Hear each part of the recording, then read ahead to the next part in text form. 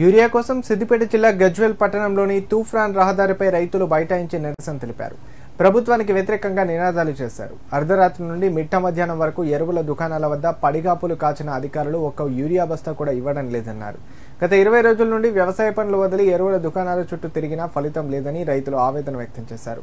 కాగా రైతులు ఆందోళనతో రహదారిపై భారీ ఎత్తున వాహనాలు నిలిచిపోయాయి. సమాచారం తెలుసుకున్న పోలీసులు, రెవెన్యూ అధికారులు రైతుల వద్దకు చేరుకొని రైతులకు సరిపడే యూరియా ఉందని, ఎవరూ ఆందోళన చెందాల్సిన అవసరం లేదని వారికి తెలియజేశారు. అయినప్పటికీ రైతులు వినకుండా రోడ్డుపై బైఠాయించడంతో 2 రోజుల్లో రైతులకు సరిపడే యూరియా అందజేస్తామని వ్యవసాయ శాఖ అధికారులు వచ్చి హామీ ఇవ్వడంతో వారు ఆందోళన విరమించారు. గోదాంలోకి వచ్చింది 10 లారీలు వచ్చింది. వచ్చిన టికెట్లు కూడా ఇచ్చినా, టోకన్లు ఇచ్చినా కానీ మసాలా లేదంటారు.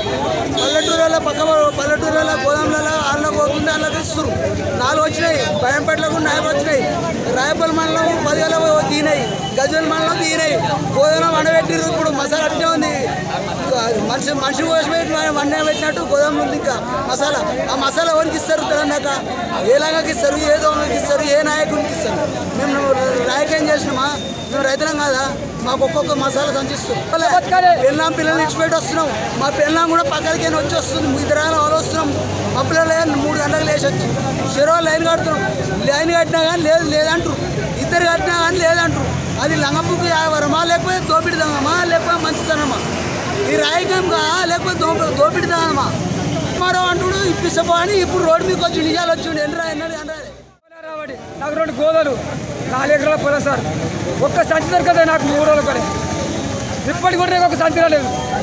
నాకు గోదలేం కావాలి, నేనేం కావాలి, అన్నం లేక సొరం లేక రోడ్డు మీద వస్తున్నాం. మొత్తం రోడ్డు మీద పని చేసారు మొత్తం రైతులు.